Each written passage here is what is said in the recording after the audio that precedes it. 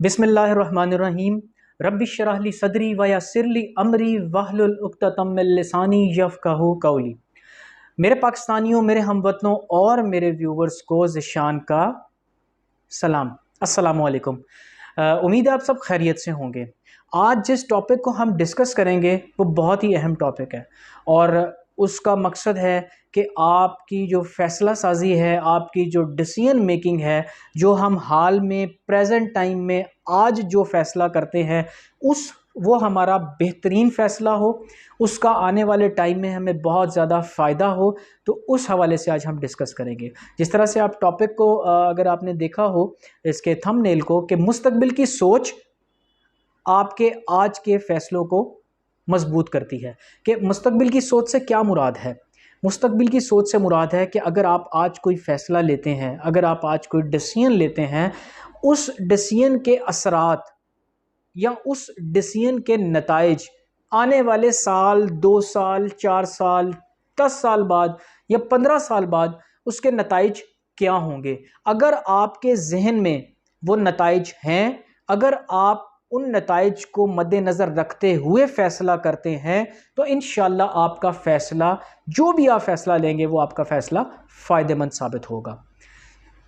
और इसके हवाले से अगर मैं बात करूं कि, और ये याद रखिएगा, आप जो भी फ़ैसला करते हैं उस फ़ैसले का ताल्लुक़ या तो आपसे, या आपकी फैमिली से, या आपसे जुड़े रिश्तेदारों से, आपके दोस्त अहबाब से, आपकी सेहत से, आपकी जॉब से, आपके बिज़नेस से, कोई ना कोई ऐसा एरिया जो आपकी ज़िंदगी से जुड़ा है उससे लाजमी होगा। ठीक है, तो अपने जो भी आप फ़ैसले करें इस चीज़ को मद्देनज़र रखें कि उसके नताइज आने वाले वक्त में क्या होंगे। अब ये बात मैं क्यों कर रहा हूँ? क्योंकि अल्लाह ताला ने हमें अशरफुल मखलूक़ात बनाया है।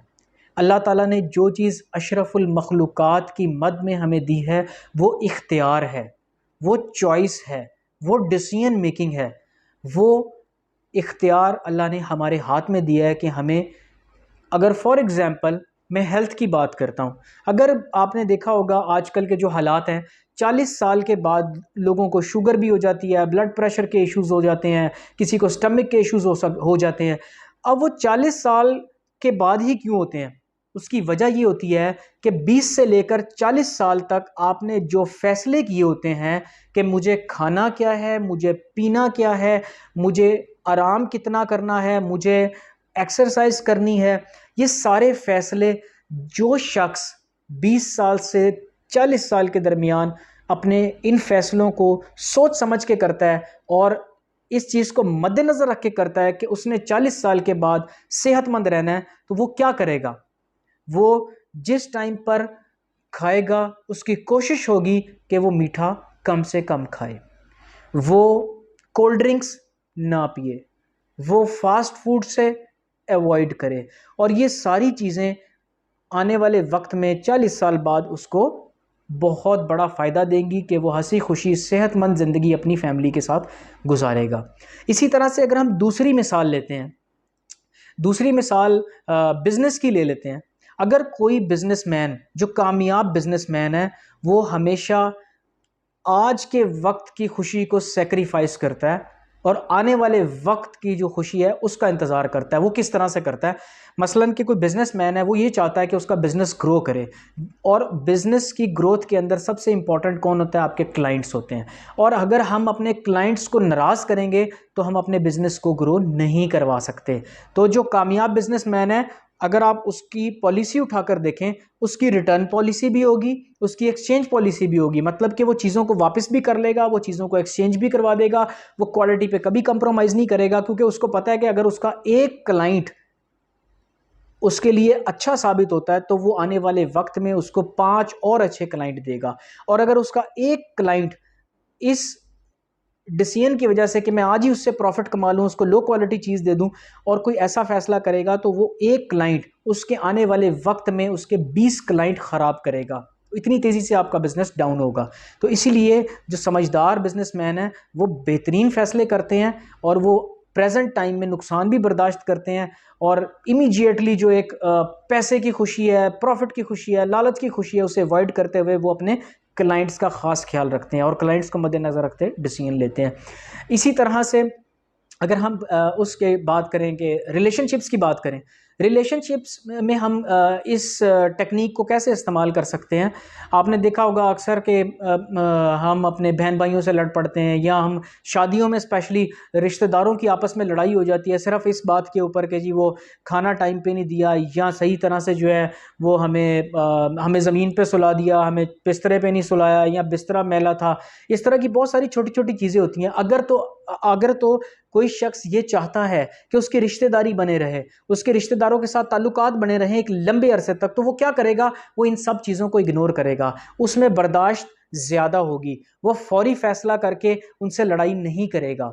तो उसकी वजह क्या है, क्योंकि वो अपने रिश्ते को एक लंबे अरसे के लिए संभाल के चलना चाहता है। उसे पता है कि अगर मैंने आज ये फैसला किया, आज मैंने अगर ये लड़ाई की, तो मेरी रिश्तेदारी टूट जाएगी और जिसका नुकसान मुझे आने वाले वक्त में होगा।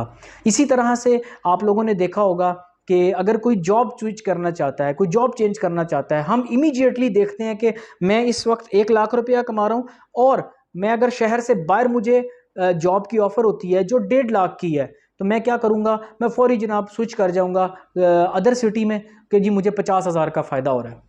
और लेकिन उसने फौरी डिसीजन लिया, उस इमीडिएट फ़ायदे को देखा जो 50,000 है, लेकिन आने वाले वक्त में वो अपनी फैमिली से दूर रहेगा, उसको वहाँ पे किराया भी देना होगा, उसको वहाँ पे बिजली के बिल भी पे करने होंगे, उसको खाने का इंतज़ाम भी करना होगा, और ये सारे एक्सपेंसेस मिला के हो सकता है वो कंपनी कम फैसिलिटीज़ देती हो, मेडिकल की, रिहाइश की, इन सब चीज़ों की, और वो उसको बचत जो है वो 80,000 रुपया हो। जहाँ वो पहले घर 1 लाख लेकर जा रहा था, अब वो घर में 80,000 रुपया लेकर जा रहा है।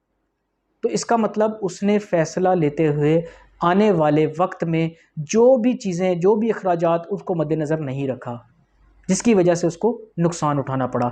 तो मेरी आपसे यही गुजारिश है, जब भी आप कोई फ़ैसला लें, तो उस फ़ैसले का नतीजा आने वाले 2, 4, 5 साल, 10 सालों में क्या होगा, इसको ज़रूर मद्देनज़र रखें।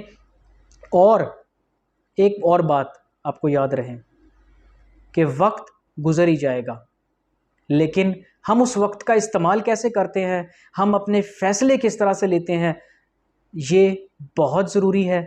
तो अल्लाह ताला आपको तौफ़ीक दे कि आप बेहतरीन फ़ैसले अपने आज, अपने प्रेज़ेंट में करें, ताकि आने वाले वक्त में जो है वो आप उसके नताइज बेहतरीन हों। अल्लाह आपका हामी व नासिर। बहुत बहुत शुक्रिया सुनने का। जज़ाकल्लाह।